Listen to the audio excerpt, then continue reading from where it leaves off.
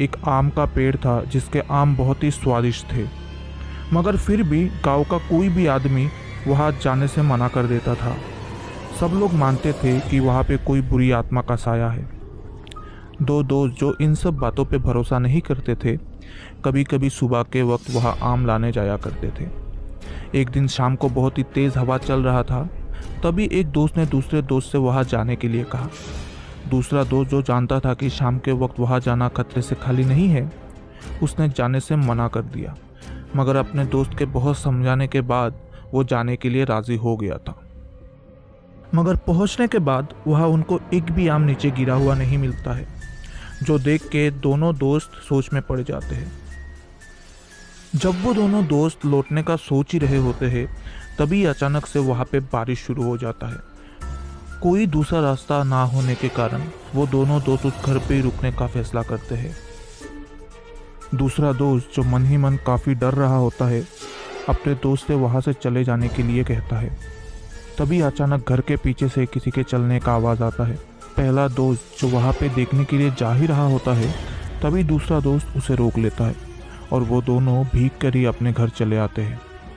रात तक तो सब कुछ ठीक ठाक चल रहा होता है, मगर सोने के बाद पहले दोस्त को अजीब अजीब सपने आना शुरू हो जाता है। वो रात को ज़रा सा भी सो नहीं पाता है और सुबह तक उसको बहुत ही तेज़ बुखार आ जाता है। उसके घर के पास ही एक बहुत ही बूढ़ा आदमी रहता था, जिसको उस घर के बारे में सब कुछ पहले से ही पता था। वो आदमी उसे एक ताबीज़ देता है और उसे उस घर के आसपास भी जाने से मना कर देता है। ताबीज़ लगाने के कुछ ही समय बाद ही उसका बुखार पूरी तरह से ठीक हो जाता है और वो उस आदमी की कही हुई बातों को भी भूल जाता है। शाम को दोनों दोस्त जब एक साथ खेल रहे होते हैं, तभी पहला दोस्त फिर से उस घर पे जाने की बात करता है। दूसरा दोस्त जो रात की बातों से अनजान होता है, वो चलने के लिए राज़ी हो जाता है। उस दिन उनको नीचे बहुत ही ज़्यादा आम मिलता है और दोनों आम लेके अपने अपने घर चले आते हैं। उस रात को फिर से उसे वही सपने आते हैं, मगर आज सपने में वो उस बूढ़े आदमी को भी देख सकता है।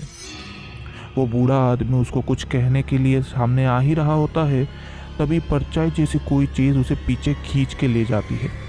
ये देख के वो लड़का बहुत ही बुरी तरह से डर जाता है और नींद से उठ जाता है। सुबह होने पर वो सब बात अपने दोस्त को बताता है और वो दोनों उस आदमी के घर के लिए निकल जाते हैं। तभी रास्ते में उनको पता चलता है कि उस आम के पेड़ पे किसी ने आत्महत्या कर लिया था और वो दोनों ये देखने उस जगह पे चले जाते हैं।